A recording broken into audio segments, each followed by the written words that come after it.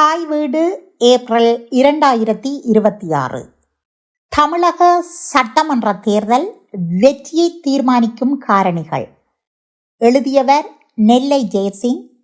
வாசிப்பவர் சோதிலிங்கம் சுபாஜினி. தமிழகத்தில் 17வது சட்டமன்றத்திற்கான தேர்தல் ஏப்ரல் மாதம் 23 நடைபெற இருக்கிறது. தேர்தல் ஆணையத்தால் அங்கீகரிக்கப்பட்ட 12 கட்சிகள் உட்பட ஏராளமான கட்சிகள் தேர்தல் வெற்றியை இலக்காக கொண்டு களத்தில் வேட்பாளர்களை நிறுத்தியுள்ளன. இக்கட்சிகளின் வெற்றியை பல்வேறு காரணிகள் தீர்மானிக்கின்றன. கூட்டணி பலம். தமிழகத்தை பொறுத்தவரையில் கடந்த 60 ஆண்டுகளுக்கு மேலாக திமுக, அதிமுக ஆகிய 2 கட்சிகளும் தனித்தே ஆட்சி புரிந்து வந்த போதும் தேர்தல் என வரும்போது அவை ஏனைய கட்சிகளுடன் கூட்டணி அமைத்தே போட்டியை எதிர்கொண்டு வந்துள்ளன. இன, மத, சாதி அடிப்படையில் தமிழக மக்கள் வாழ்ந்து வருவதால் கட்சிகளின் எண்ணிக்கை சமூக ரீதியாக அதிகரிக்கலாயிற்று. இதனால் எந்த ஒரு கட்சியும் 50% வாக்குகளையோ பிரதிநிதிகளையோ பெற முடியாத நிலை நீடிக்கிறது. இதனால் பெரிய கட்சிகள் ஏனைய கட்சிகளை கூட்டணிக்குள் இணைத்து கொண்டு தங்களின் வெற்றியை உறுதிப்படுத்த முயல்கின்றன. ஏப்ரல் 23 நடைபெற இருக்கும் தேர்தலில் வெற்றி பெற இருபெரும் திராவிட கட்சிகளும் நீண்ட இழுபறிக்கு பின்னர் கூட்டணியை அமைத்து கொண்டுள்ளன. கடந்த 2021 ஆண்டு சட்டமன்ற தேர்தலில் திமுக தனித்து பெற்ற வாக்குகள் 37.70% மட்டுமே. கூட்டணி கட்சிகளின் 7.68% ஆதரவு காரணமாக 45.38% வாக்குகளை பெற்ற திமுக 133 தொகுதிகளில் வெற்றி பெற்று ஆட்சி அமைக்க முடிந்தது. எதிர்கூட்டணியான அதிமுக இணைந்த தேசிய ஜனநாயக கூட்டணி 39.71% வாக்குகள் பெற அதிமுக ஆட்சியை இழந்தது. இருபெரும் திராவிட கட்சிகளுடன் இணைந்து போட்டியிட்ட கூட்டணி கட்சிகள் மட்டும் பெற்ற வாக்கு சதவீதம் 14.10 ஆகும். இவ்வாறு திராவிட கட்சிகள் ஆட்சி அமைக்க கூட்டணி கட்சிகளின் வாக்குகள் மிகவும் அவசியம் என்பதால் கூட்டணியின் தலைமை வெற்றியை தீர்மானிக்கும் மிக முக்கிய சக்தியாக இருக்கிறது. மேலும் சினிமா கவர்ச்சியில் விஜய் அவர்களால் தொடங்கப்பட்ட தமிழக வெற்றி கழக கூட்டணியில் குறிப்பிடத்தக்க கட்சிகள் இணையாத நிலையில் அக்கூட்டணி குறிப்பிடத்தக்க வெற்றியை பெற முடியாத நிலை காணப்படுகிறது. அக்கட்சியை தேசிய ஜனநாயக கூட்டணிக்குள் கொண்டு வர பாஜக பெருமுயற்சி மேற்கொண்டமை தேசிய அளவில் பேசுபொருளாக பார்க்கப்பட்டது. தேர்தல் முடிவில் தவேக தங்களுக்கு 2ஆம் இடம் கிடைக்கும் என நம்புகிறது. நாம் தமிழர் கட்சி சீமான் தலைமையில் தனித்து களம் காண்பதால் அதுவும் பெரிய வெற்றியை பெற முடியாத நிலை காணப்படுகிறது. எனினும் அக்கட்சி வாக்குகளை பிரிக்கும் என எதிர்பார்க்கப்படுகிறது. இந்நிலையில் குறைவான வாக்கு வித்தியாசத்தில் வெற்றி பெற வேண்டிய நிலை வரும் என்பதால் மிகச் சிறிய கட்சிகளையும் கூட்டணிக்குள் இணைக்கும் அவசியம் பெரிய கட்சிகளுக்கு ஏற்பட்டுள்ளது. இவ்வழியில் 20க்கும் மேற்பட்ட கட்சிகள் திமுக கூட்டணியில் இணைந்திருப்பதால் பலம் பொருந்திய திமுக கூட்டணி வெற்றி பெறும் என எதிர்பார்க்கப்படுகிறது. தேர்தல் களத்தில் சாதியின் முக்கியத்துவம். தமிழகத்தில் பெரிய கட்சிகளின் தலைவர்கள் சாதிய அடையாளத்தை வெளிப்படையாக காட்டிக்கொள்ளாத போதும் சாதிய கணக்கினை மனதிற்கொண்டு வேட்பாளர்களை தேர்வு செய்யும் போக்கு காணப்படுகிறது. மறுபுறம் சிறு கட்சிகள் சாதியை மட்டுமே முன்னிறுத்தி தேர்தல் அரசியல் செய்வதையும் காணலாம். சாதிய வேறுபாடுகளை களைய வேண்டிய இன்றைய காலகட்டத்தில் அரசியல் லாபத்திற்காக மக்களின் சாதிய உணர்வுகளை தூண்டி சிறு சிறு கட்சிகளை உருவாக்கி அரசியல் பேரங்களை தொடர்ந்து நடத்தி வரும் அருவருப்பான போக்கையும் இன்றைய தேர்தல் முறையில் காண முடிகிறது. இடதுசார் கட்சிகள் நீங்களாக பெரிய கட்சிகள் உட்பட அனைத்து கட்சிகளும் தொகுதியில் வசிக்கும் பெரும்பான்மை சாதிய பலத்தின் அடிப்படையில் வேட்பாளர்களை தெரிவு செய்யும் போக்கையும் பெருமளவில் காணலாம். பெரியார் மண்ணில் சாதியம் அழிந்துவிடவில்லை. 188 பொது பிரிவினருக்கான தேர்தல் தொகுதிகள் உண்டு என கூறப்பட்ட போதும் அத்தொகுதிகளில் பெரும்பான்மையாக உள்ள சமூகம் சார்ந்தவர்களே வெற்றி பெற முடியும் என்ற நிலை இன்றும் நீடிக்கிறது. எனவே சாதியம் தமிழகத்தில் தேர்தல் வெற்றியை நிர்ணயிப்பதில் முக்கிய பங்கு வகிக்கிறது. மத அரசியல். இதுவரை தமிழக தேர்தல் அரசியலில் மதம் அல்லது மத ரீதியான பிரிவினைவாதம் இடம்பெறவில்லை. ஆனால் தற்போது இந்துத்துவ கொள்கை கொண்ட பாஜக தேர்தலில் எப்படியாவது வெற்றி பெற வேண்டும் என்ற எண்ணத்தில் மதத்தை முன்னிறுத்தி வரும் போக்கை காண முடிகிறது.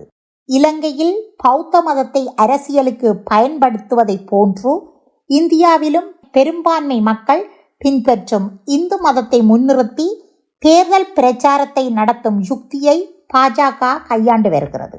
இதன் தாக்கம் காரணமாக இதுவரை திராவிடம் மட்டும் பேசி வந்த ஆண்ட கட்சிகளும் ஆளும் கட்சிகளும் கூட மதத்தை தேர்தலுக்கு பயன்படுத்தும் நிலைமை உருவாகியுள்ளது. திருப்பரங்குன்றத்தில் தீபம் ஏற்றுவதை பிரதமர் உட்பட பாஜகவினர் தேர்தல் யுக்தியாக பயன்படுத்தி வருவது கவனிக்கத்தக்க விடயமாகும். இதனால் மக்களை வாட்டி வதைக்கும் விலைவாசி உயர்வு, வேலையில்லா திண்டாட்டம், சமையல் எரிவாயு விலை உயர்வு போன்ற பொது பிரச்சனைகள் பின்னுக்கு தள்ளப்பட்டு விட்டன. மதத்தால் மக்களை பிளவுபடுத்தும் இச்செயல் மக்களாட்சியின் மாண்புகளை சிதைப்பதுடன் பன்முகத்தன்மை கொண்ட இந்திய நாட்டின் வளர்ச்சிக்கும் பாதகமாக அமையும். பெரும்பான்மை சமூகத்தின் இந்து மத வாக்குகளை பெற பாஜக உட்பட சில கட்சிகள் முயல்கின்றன. மறுபுறம் சிறுபான்மை இஸ்லாம் கிறிஸ்தவ வாக்குகளை பெற திமுக உட்பட சில கட்சிகள் முயற்சி மேற்கொண்டு வருகின்றன. எனவே இம்முறை மதம் ஒரு தேர்தல் கருவியாக பயன்படுத்தும் நிலை உருவாகியுள்ளது. தேர்தலில் பணம். இந்தியா வளர்ந்து வரும் நாடு என்பதுடன் அடித்தட்டு மக்கள் அதிகம் வாழும் நாடுமாகும். உலக சனநாயகத்திற்கு வழிகாட்டும் இந்தியாவில் கோடிகளில் பணம் இருந்தால் மட்டுமே தேர்தலில் வெற்றி பெற முடியும் என்பது கசப்பான உண்மையாகும். தமிழக தேர்தல் களம் இதற்கு விதிவிலக்கல்ல. ஒரு வேட்பாளர் அதிகபட்சம் 40 லட்சம் செலவிட தேர்தல் ஆணையம் அனுமதிக்கிறது. ஆனால் நடைமுறையில் கோடிக்கணக்கான ரூபாய் செலவிடப்படுவது அனைவரும் அறிந்த உண்மையாகும். பல்வேறு செலவினங்களுக்கு மத்தியில் வாக்காளர்களுக்கு பரிசு பொருட்களுடன் ரொக்கப்பணம் கொடுப்பதும் நிகழ்கிறது. இதனால் பெருமளவு பணம் செலவு செய்யும் கட்சி மற்றும் வேட்பாளர் வெற்றி பெறும் நிலை இருப்பதால் தேர்தல் வெற்றியை தீர்மானிப்பதில் பணமும் முக்கிய இடத்தை பெற்று வருகிறது. சாதாரண ஏழை ஒருவன் தேர்தலில் போட்டியிடும் எண்ணம் இந்தியாவில் எக்காலத்திலும் நிறைவேறாத கனவாகும். தேர்தலில் வெற்றி பெற வேண்டும் என்பதற்காகவே கட்சிகள் பெருமளவு பணத்தை நன்கொடையாக சேகரிக்கும் போக்கு இங்கே இருந்து வருகிறது. ஆளும் பாஜக அதிக அளவாக பல ஆயிரம் கோடிகளை நன்கொடையாக பெற்று பண வசூலில் முதலிடத்தில் இருப்பதாக புள்ளி விவரம் மூலம் தெரிய வருகிறது. கட்சிகள் பல வழிகளில் சேகரிக்கும் பணம் தேர்தலின் போது செலவிடப்படுவதும் வழக்கமான ஒன்றாகும். பொது உடைமை கட்சிகள் மட்டுமே தேர்தலில் குறைந்த அளவு பணத்தை செலவிட்டு வருகின்றன. தேர்தல் களம் பல்வேறு யுக்திகளை கொண்டிருப்பதால் பணத்தின் அளவு தேர்தல் வெற்றியை நிர்ணயிப்பதில் முக்கிய இடத்தை பெற்று வருகிறது. தேர்தல் அறிக்கை. தாங்கள் ஆட்சிக்கு வந்தால் என்ன செய்வோம் என்பதை குறிப்பிட்டு தேர்தல் அறிக்கை வெளியிடுவது பல கட்சி ஆட்சி முறையில் வழக்கமான நடைமுறையாகும். ஆனால் தமிழக கட்சிகள், குறிப்பாக ஆட்சியில் அமரக்கூடிய திராவிட கட்சிகளின் தேர்தல் அறிக்கைகள் வளர்ச்சியை விட நடைமுறையில் சாத்தியம் இல்லாதவற்றை கூறுவதாக இருக்கின்றன. இலவச வாக்குறுதிகள் வரம்பு மீறி அதிகமாக இருக்கின்றன. தமிழக அரசுக்கு 9 லட்சம் கோடிக்கு மேல் கடன் சுமை இருப்பதை இவர்கள் கருத்தில் கொள்வது இல்லை. திராவிட கட்சிகளும் அதன் வேட்பாளர்களும் கோடிகளில் புரள்வதால் மக்களின் வறுமையை, ஏழ்மையை தங்களுக்கு தேவையான வகையில் பயன்படுத்தி கொள்வதை காணலாம். மக்களின் மறதி என்பது கட்சிகளின் மூலதனமாகிறது. நிறைவேற்றப்படாத கடந்த கால தேர்தல் அறிக்கைகளை, வாக்குறுதிகளை மக்கள் நிகழ்காலத்தில் மறந்து விடுகின்றனர். கட்சிகள் தேர்தல் வெற்றியை மட்டுமே கருத்தில் கொண்டு தேர்தல் அறிக்கைகளை தயாரிக்கின்றன. கட்சிகளிடையே அது ஒரு போட்டியாகவே பார்க்கப்படுகிறது. தங்களின் தேர்தல் அறிக்கையை தேர்தல் கதாநாயகனாக முன்னெடுக்கும் கட்சிகளும் தமிழ்நாட்டில் உண்டு. மக்களும் அதனை கூர்ந்து கவனிக்க தொடங்கிவிட்டனர். தேர்தல் அறிக்கையின் அடிப்படையிலும் வாக்களிக்கும் நிலைமை இருப்பதால் வரும் தேர்தலில் கட்சிகளின் தேர்தல் அறிக்கைகள் முக்கியத்துவம் பெறும் என நம்பப்படுகிறது. தேர்தல் வாக்குறுதிகள்.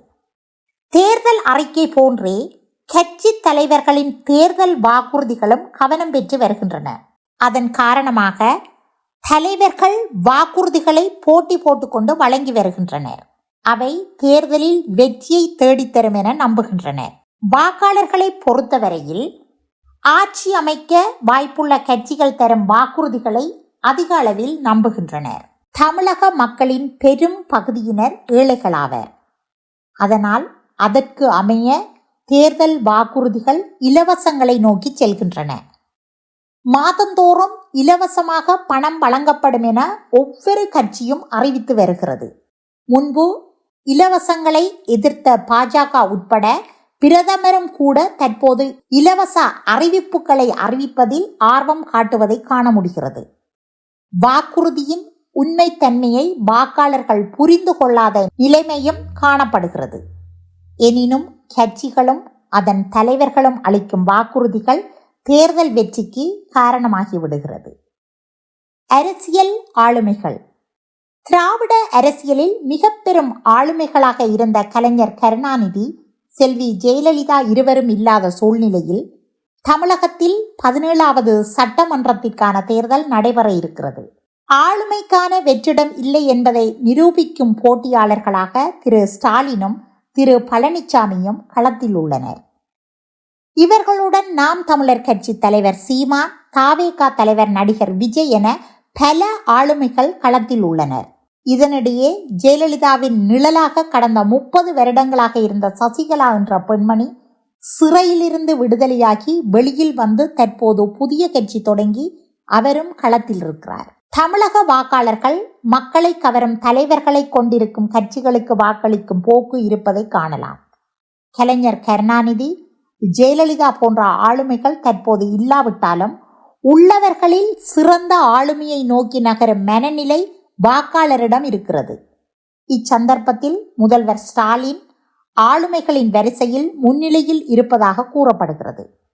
எனவே கட்சி தலைவர்களின் ஆளுமையும் தேர்தல் வெற்றிக்கு ஒரு காரணமாக அமைகிறது.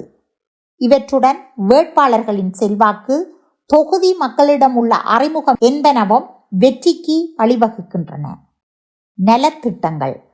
தற்போதைய திமுக அரசின் நலத்திட்டங்கள் கடந்த கால அதிமுக அரசின் நலத்திட்டங்கள் சீர்தூக்கி பார்க்கப்படும் எனவும் கூறப்படுகிறது. தற்போதைய திமுக அரசு செயற்படுத்தி வரும் நலத்திட்டங்கள் குறிப்பாக பெண்கள் உரிமை தொகை, பெண்கள் இலவச பேருந்து பயணம், மாணவிகள் உதவித்தொகை என்பன அக்கட்சியின் வெற்றிக்கு காரணமாக அமையும் என நம்பப்படுகிறது. அதாவது நேரடி நலத்திட்டங்கள் வாக்காளர்களின் முடிவை நேரடியாக பாதிக்கின்றன என்பதாகும். இன்றைய அரசின் செயற்பாடுகளின் மீது மக்களுக்கு திருப்தி இருப்பின் மக்கள் அக்கட்சியை வெற்றி பெறச் செய்வர். அதிருப்தி ஏற்படின் மக்கள் எதிராக வாக்களித்து எதிர்க்கட்சிகளை வெற்றி பெறச் செய்வர். எனவே ஆளும் கட்சியின் செயற்பாடு வெற்றி தோல்வியை தீர்மானிப்பதாக அமைகிறது. சிறுபான்மையினரின் வாக்கு. தமிழகத்தில் இஸ்லாமியர்கள், கிறிஸ்தவர்கள் ஏறக்குறைய 14% இருக்கின்றனர். இவர்களின் வாக்குகள் கடந்த காலங்களில் கட்சிகளின் வெற்றிக்கும் ஆட்சி அமைக்கவும் முக்கிய பங்கினை வகித்துள்ளன.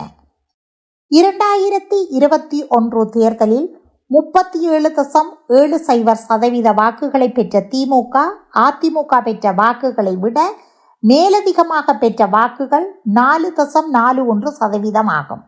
இதற்கு சிறுபான்மையினரின் வாக்குகள் முக்கிய காரணங்களில் ஒன்றாக கூறப்படுகிறது. சில தொகுதிகளில் 15 முதல் 30% வாக்குகளை சிறுபான்மையினர் கொண்டிருப்பது குறிப்பிடத்தக்கதாகும். கடந்த தேர்தலில் 20 முதல் 30 தொகுதிகளில் இவர்களின் நேரடி தாக்கத்தை காணக்கூடியதாக இருந்துள்ளது. கடந்த தேர்தலின் போது நெருக்கடியான தொகுதிகளில் திமுகவின் வெற்றிக்கு சிறுபான்மையினர் காரணமாக இருந்துள்ளனர். இதன் காரணமாக இம்முறை சிறுபான்மையினரின் வாக்குகள் திமுகவிற்கு செல்வதை தடுக்க விஜய் களம் இறக்கப்பட்டுள்ளதாகவும் அரசியல் விமர்சகர்கள் கூறுகின்றனர். இம்முறை சில 100 வாக்குகள் வேட்பாளர்களின் வெற்றியை தீர்மானிக்கும் என நம்பப்படுவதால் சிறுபான்மையினரின் வாக்குகள் முக்கியத்துவம் பெறுகின்றன. மேற்குறிப்பிட்ட காரணிகள் தேர்தல் வெற்றி தோல்வியை நிர்ணயிக்கின்றன. இவை நீங்களாக வேறு சில காரணிகளும் சிறிய அளவில் தேர்தல் வெற்றியில் பங்கு கொள்வதை காணலாம். குறிப்பாக உள்ளூர் பிரச்சனைகள், வேளாண் தேவைகள், வேலை வாய்ப்பு, தொழில் பெருக்கம் என்பனவும் கவனம் பெறுகின்றன. ஆளும் அரசின் செயற்பாடு, ஆட்சிக்கு எதிரான மனநிலை, நிறைவேற்றாத வாக்குறுதிகள், ஊழல் பாதிப்பு என்பனவும் முக்கியத்துவம் பெறுகின்றன. மேலும் அண்மை காலங்களில் அனைத்து துறைகளிலும் ஊடக செல்வாக்கு அதிகரித்து காணப்படுகிறது. அரசியலிலும் அண்மை காலங்களில் மிக ஆழமாக ஊடகங்கள் செல்வாக்கு செலுத்தி வருவதை காணலாம். எனவே நவீன சமூக ஊடகத்தை பெரிய அளவில் பயன்படுத்தும் கட்சிகள் தமிழக தேர்தலிலும் வெற்றிக்கு அவற்றை பயன்படுத்தும் என எதிர்பார்க்கலாம். கட்சிகளின் செயற்திட்டங்களை வாக்காளர்களிடம் கொண்டு சேர்ப்பதில் ஊடகங்கள் பெரும் பங்கு வகிப்பதால் தேர்தல் களத்தில் ஊடகங்களும் முக்கியத்துவம் பெறுகின்றன. இவ்வாறு பல்வேறு காரணிகள் வரும் தமிழ்நாடு சட்டமன்ற தேர்தலில் வெற்றி தோல்வியை நிர்ணயம் செய்வதில் பெரும் பங்காற்றும் என நம்பப்படுகிறது. நன்றி.